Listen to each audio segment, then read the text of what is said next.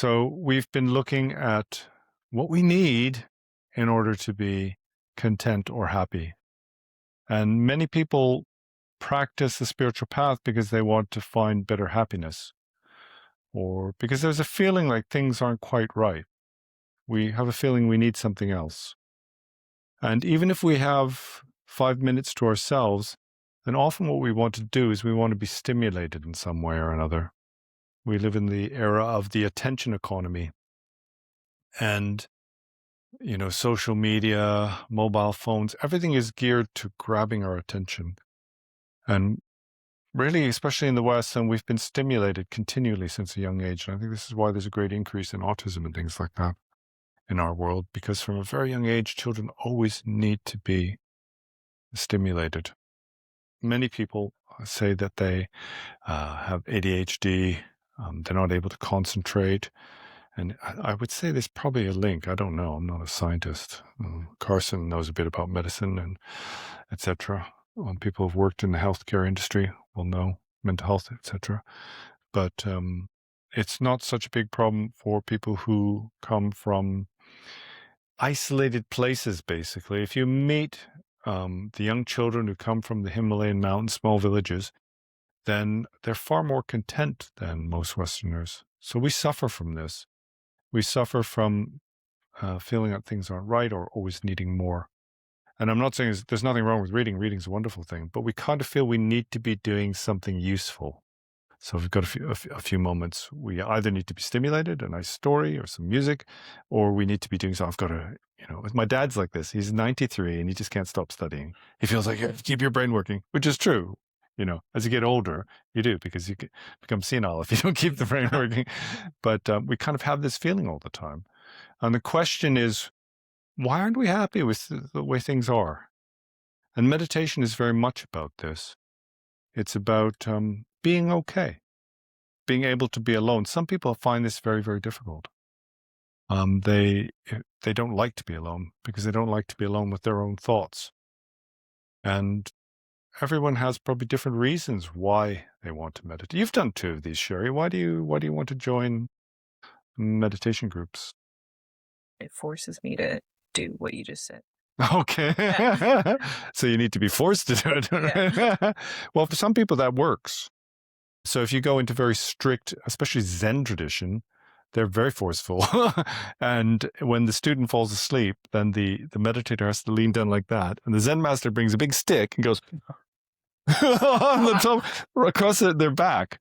And Jeanette's done this. And she says, "Oh, it doesn't really hurt." And I was watching a video of this, and it's a bamboo pole about 8 feet long. And the guy just with all his might, whack along the side of the spine. It certainly wakes you up. But I won't be doing that, so you're okay. Don't go to my teacher. He might do that. So some people need sort of tougher conditions and discipline. For other people, then if they have that, their mind immediately becomes resistant and it doesn't work. But also, this idea of discipline, virtue, precepts, this can also become another form of attachment. In the same way as perhaps somebody can't be happy unless they've got Netflix and all, whatever else people have these days, then some people can't be happy unless they have all these kind of virtuous trappings. Shaving their head, wearing funny clothing, or saying prayers. And the question is, what would happen if we did nothing? Now, this is very much part of the Zen training and Zen tradition. And it's quite popular in the States, especially if you look at the works of Suzuki Roshi, etc. There's this idea is that you just do nothing, and that's enough. But we did nothing this morning. For how many people was that successful? Just doing nothing. Often we think, well, what am I supposed to be doing? A lot of people think that. Or we just get bored. And boredom is a big issue. So whatever your reason for meditating is, then as I said, then the Buddha Dharma presents techniques or methods. And there's lots of different methods. And in fact, many of the methods in many different traditions, and I mean like Hindu, Christian, whatever it is, look the same on the outside. Pretty well, this is what we say in Tibetan Buddhism, is that every spiritual tradition meditates. They might not call it meditation. The Baptists say meditation is like evil, but everybody does some form of meditation. And what you need to understand is that there's more than one type of meditation. There's a kind of meditation that is to calm the mind down. That's one type. It's to calm the mind down and to gain some, let's say, control of your mind. And there's another type of meditation that's related to insight. And it's good not to mix these two up. So the insight aspect is about coming to know the ultimate truth of reality. And I'm quite surprised because this issue concerns a lot of Westerners. Many people, like I do Zoom calls and one-to-ones with people, and many people bring this up, this idea, I need to understand the world. And this not understanding is kind of painful for many people. So many traditions and religions, what they try to do, they purport to explain how things are. And there's different solutions for that, right? Theistic religions say, well, it's all the will of God. God's responsible for everything. You don't need to ask too many difficult questions. You just need to listen to God. That's like one solution, right? The problem is in Buddhism in general, but especially Tibetan Buddhism, is we don't like to give those kind of answers because they're usually a cop-out. It's not really a cop-out. It's like a stopping point. So if you've ever read any philosophy, there's Leibniz, who's quite a famous philosopher, a genius. He invented calculus. I can hear the people from Cambridge complaining about that, but anyway, he's said to have created calculus, which is if you went to school and you did some math, you'll know, wow, that's really difficult. How did he come up with that? So he was a genius, right? And he came to the conclusion that you needed God. And you needed God because if you didn't have God, then you're always like, well, where did this come from? What happened before the Big Bang, et cetera, et cetera. So he said you needed a stopping point. And so something that gives people a lot of headache in Buddhism is we don't look for stopping points because it's seen to be kind of a cop-out. So it's not a cop-out, it's a limit, it's a boundary. Ultimately, what we say is why we suffer is because we have clinging. We have craving or desire. So there's always something that's not fulfilled. Like Ina's always got to bake another cookie. And the problem is we don't complain about that, right? You can do these things and everyone loves it. But there's many different types of clinging. As I said before, then clinging to virtue, purity is also a form of clinging. So every kind of tradition they're using it for benevolent reasons, right?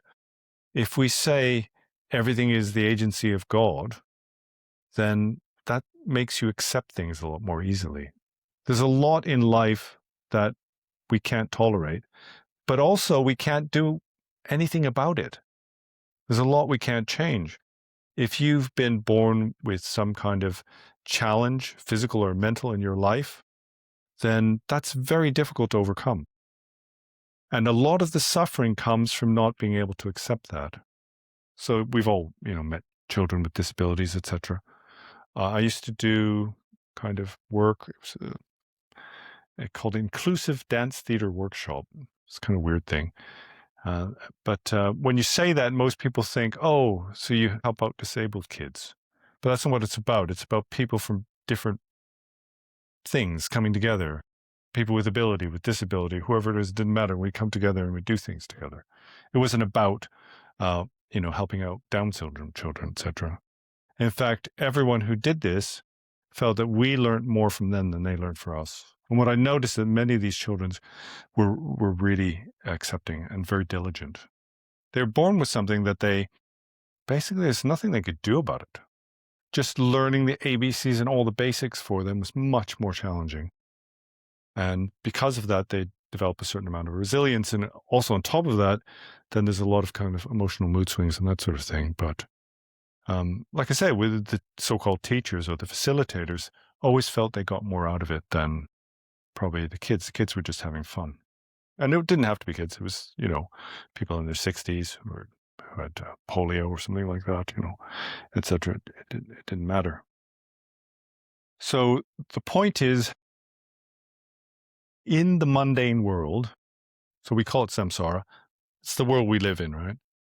Then there are basically things we can't really change or we can't do much about in the short term. And a lot of those things bother us a lot. So every creature, if you look in the forest, you have all the squirrels and the birds and cougars and all the animals, they're all looking to better themselves. Even the little moles and things like that, then they'll clean out their burrow, right? And they'll store food for the winter. We're all doing that. We're trying to improve our situation. It's a fact of life in what we call the mundane world. And what we think is if we don't get what we want, then we will be unhappy. And if we get what we want, that will make us happy. That's kind of the worldly way of thinking about things. And even if we have a kind of spiritual outlook, basically most of us spend our time thinking, well, if I do this work, I'll make this money and then I can get the new refrigerator or whatever it is. Some people, want canoes and kayaks. Some people want fancy computers. Some people want a clean environment. There's all different things we strive for, goals. But in terms of all of that, there will always be challenges. Like we might strive for something virtuous, like protecting the planet. And while we're working our fingers to the bone, digging in the soil, then they're drilling more oil wells than ever before. And it seems like it's Sisyphus, right? Pushing a stone up the mountain until the end of eternity. That's what we call samsara. That feeling that things aren't right.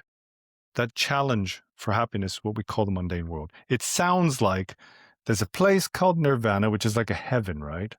And actually, most people who don't know about Buddhism think Buddhists believe in God, but we're actually an atheist tradition. We don't believe in it. So there's this place that we live in where there's discontentment. And there's this notion or ideal that there's something beyond that we can find peace. And so the methods are about that. But here's the thing, that wish to find peace is a form of suffering. That being goal-oriented to succeed or achieve liberation is actually a cause of suffering. So in the Theravadan tradition, the monks, they shave their head, they wear yellow robes. They talk about complete detachment. And that's why they do things which to us seem to be quite extreme, like give up all their possessions, only eat one meal a day, not even allowed to store food. It's about overcoming attachment. So in Buddhist theory, what causes us to suffer is not because we don't get what we want. It's not because we meet what we don't want. It's because we have this craving or we're looking for something else. And when we drop that, then we find peace. But the mind is tricky. When we say the mundane world or samsara is tricky, or it's like a honey trap, really what we're saying is the mind is tricky. All of our minds are tricky. And so we often do what actually makes us less happy in pursuit of happiness. And it's very, evident, especially here on Vancouver Island, this area. There's a lot of working class guys. I mean, a lot of people, and they're retired now, but they worked all their life to earn some money, pay off a mortgage. And when they get to retirement age, when it's time to relax, then their bodies are ruined because they've been doing forestry, logging all their, some people lose their lives in their pursuit of happiness. And often as well, this is maybe a bit dated, but we're talking about generations ago, they were trying to support their wife and their family. These days, people have a lot more autonomy and there's less gender division. But certainly for these generations, then the man had to provide for the family. So they did that. And the truth is that often their wife and their children were sitting at home missing them. But they thought they were doing that which would bring happiness eventually by working themselves to death. And this mentality carries through in everything we do. And it's why the Earth, the planet that we have is in such danger is because we have this notion of progress. And once we've consumed this world that we live in, and many people have come to the point where they think, well, this world is finished. There's not much we can do. And now they're thinking about going to another planet. They're thinking about colonizing Mars. This idea of escapism. As if we can go somewhere else and it will be better. The problem is we take with us our negativity. And so even if we go to the furthest reaches of the universe, if we bring with us our greed, our discontentment, our aversion, and these things, then we're bringing that infection, right? It's like a disease, and it will just spread. And so what we do on this path of meditation is to what's called cut the root, get to the root of our suffering. For very worldly people, then it's all about stuff. It's about material things. If I have the right car, nice wife, etc., the right partner, the kind of food I like. And for some people, it's if I'm able to do yoga. If we get all these things, then that will make us happy. So they concentrate on the outer things. A Buddhist is what's called an insider. And that means somebody who looks to the source of happiness and suffering. And what we claim, and you don't have to believe this, is that the source of happiness and suffering is the mind itself. And we can see this because we might encounter something that makes us unhappy. For example, you might be somebody who likes peace and quiet. And when the logging truck goes by in the road, makes lots of noise, it makes you unhappy. All right, you might not like loud noises, but there's millions, tens of millions of people in this world who love heavy metal rock music or loud trance electronic music, which would drive one person crazy and another person is just like ecstasy for them. And it's proof that the object itself is not the source of happiness. Some people, when spring comes and they see the flowers blooming, they immediately cheer up. The smell of the pollen, the colors of the flowers, and it's just like heaven for them. Especially around here on the island, there's so much growing stuff. I come from Alberta. We grow weeds in our garden because it's such a harsh climate that nothing grows. But here, it's everywhere. But for somebody who has hay fever, it's like torture. For some people, they love vegan food. And then there's other people on carnivore diets. When they see a bowl full of pasta, it's like poison. And it just goes to show the outer thing isn't what causes our happiness.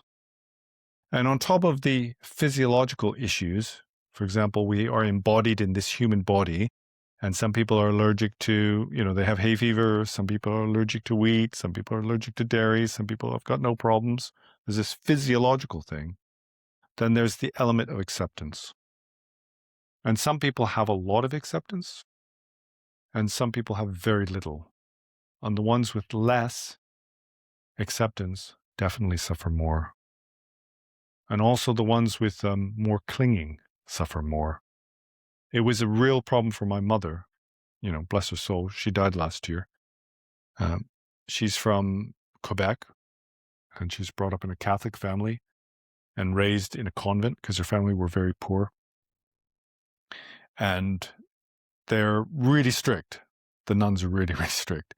And you had to be so clean with everything. And you'd be beaten if you just didn't rinse your toothbrush or something like that. So she was brought up with really severe OCD, and everything had to be perfect. And she couldn't tolerate any kind of mess. It would really cause her to suffer.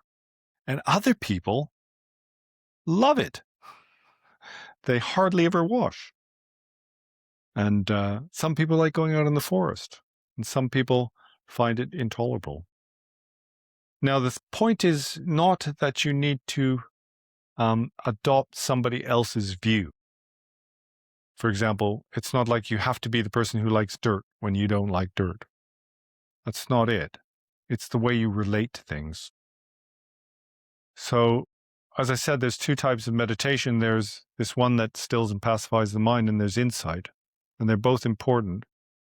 But what we do through that meditation is we learn to become familiar with our experiences. For some people, their thoughts are what cause them the most suffering. And for others, it's their preferences.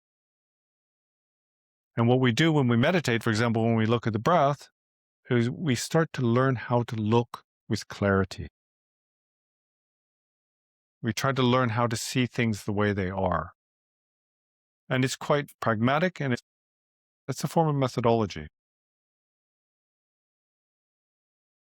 And you've probably seen a lot of things within Buddhism, for example, images of deities, strange ritual instruments, etc., etc. These things are largely symbolic. And also they're what we call provisional. What we aim for in the end, what we call the ultimate truth, is one thing. And then there is what we call provisional, and that's methodology. And a lot of what we do is methodology. So there's what we call wisdom, and there's what we call method. There's the ultimate truth, and there's the provisional truth. And the important thing to understand is that you need both. You need techniques, and ultimately you need to develop wisdom or insight, but wisdom and insight cannot arise without technique. For example, sitting and learning to calm the mind is a technique. It's not the ultimate thing. If you meditate to be happy or to calm the mind, then it won't lead to wisdom because it's based on this craving, right? I want peace. I want to feel okay. And that craving itself is the source of our suffering. But you can use these techniques temporarily to help you develop insight. And insight is ultimately what brings freedom. But remember, there's different extents to which somebody can achieve a goal. And to be honest, for most, they don't need anything complicated. For most people, they just want to feel a bit more peaceful, a bit happy in their life. And maybe they feel a bit of anxiety, for example. And so for them, it's enough just to chill a bit, to relax. But for others, then they cannot ultimately totally relax until they resolve this final question, what we call cutting the breath. And so the path itself is graduated. It's in stages. And what we're doing in this retreat is we're just kind of looking at some different techniques. For example, in the morning, we started off with this just sitting meditation. Now, even though that's actually quite a high level of meditation, then almost all Zen practitioners do this from the very beginning. And then in the second section, we looked at watching the breath. And this watching the breath is just a technique. So there's two things in that. I don't know if you noticed it, but when you're observing the breath, it helps you to calm down. Normally, if you remain mindful of the breath, then you'll start to feel relaxed. And the problem with that is most people, when they do that, they start to fall asleep. But also, by watching the breath, you develop this sensitivity of mind, of awareness. And that sensitivity is what you need in order to realize insight. Insight is seeing things clearly. For example, when I have mental suffering, I have a strong aversion to that. I push it away, and that tends to make it worse. But it's this battle between me and my inner thoughts, causes anxiety. But somebody who develops sensitivity and learns to look clearly at experience realizes that it's not actually as bad as they might have at first thought. So there's a very simple example. When you're sitting in meditation, right? Probably most people are like this. You're sitting there. After 20 minutes, your leg starts to ache. And the feeling like, well, I have to sit here still because the gong didn't go yet, only makes it worse. So there's this process. There's a sensation in my leg, starting to feel a bit numb. And then there's this mind like, oh no, my leg's starting to ache. In 5 minutes, it's going to be really bad. And we start pushing against that experience. And that perpetuates a cycle of suffering. It usually makes it worse. So I'm not saying you have to do this, but in the temples and monasteries, they do this. They sit with the pain. So they sit, and the Zen people do this all the time. They do a special retreat every year. And for 1 week, they don't sleep. So from the 1st to the 8th December in the retreat, it's supposed to be the time for their calendar when the Buddha became enlightened, and they meditate 24 hours a day. And basically, after the first 17 hours, they're like this. And they do that for a week. And it sounds like absolutely insane, like just self-punishment. Again, there's different types of paths. And again, also clinging to that notion that I have to be very disciplined and, engage in ascetic practice itself can be an obstacle. But if you have got the ability to do intense practice, then I would recommend that you try your best, but it's not necessary. What's better to do is to understand what's going on, because usually what makes it worse is our aversion. And unfortunately, for beginners, then there's kind of a breaking in period. It's like when in the olden days when you got a car or a new piece of machinery, you'd have to break it in for the first part. And it's a bit like that if you're a new meditator.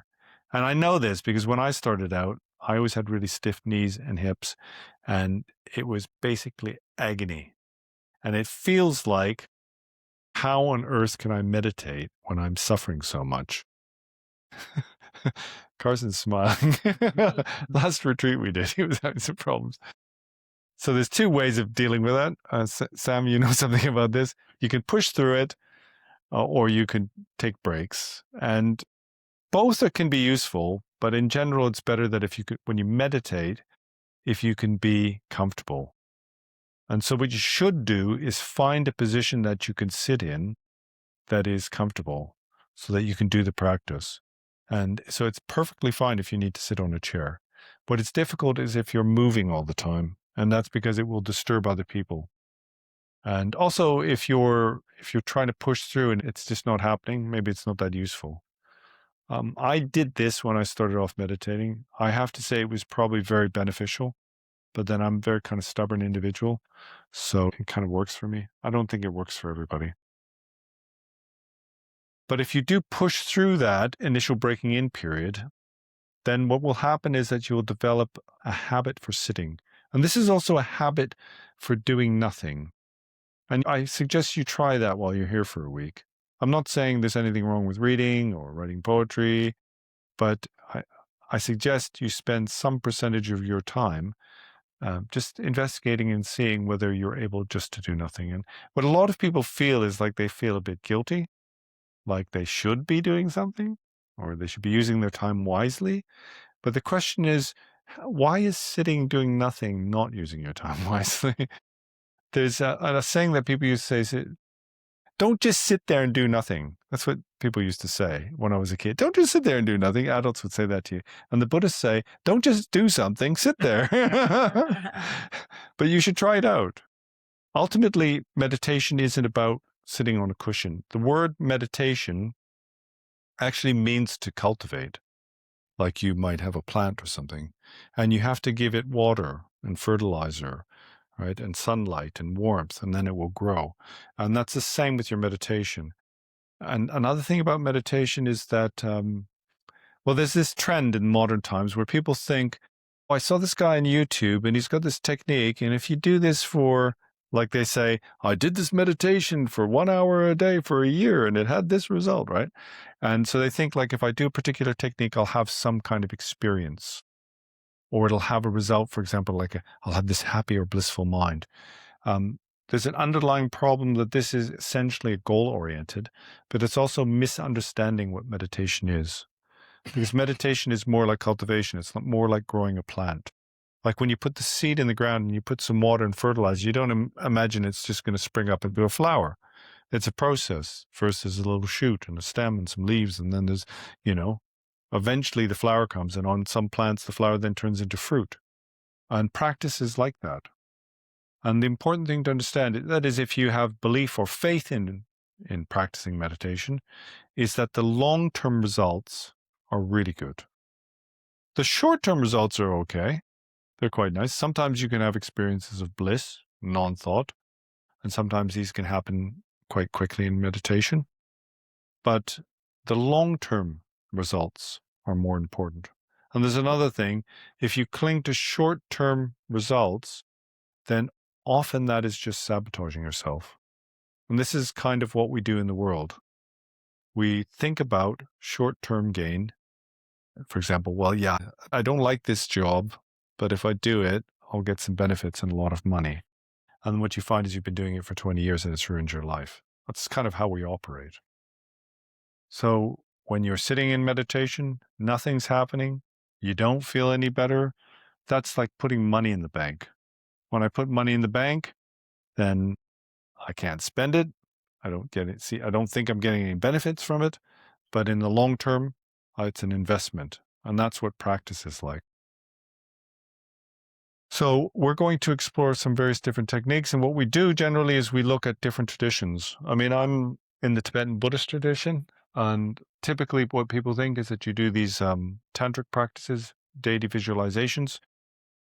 But it's not only the case. We practice pretty much all of the meditations other traditions practice, with maybe less emphasis. But I like to cover various different techniques.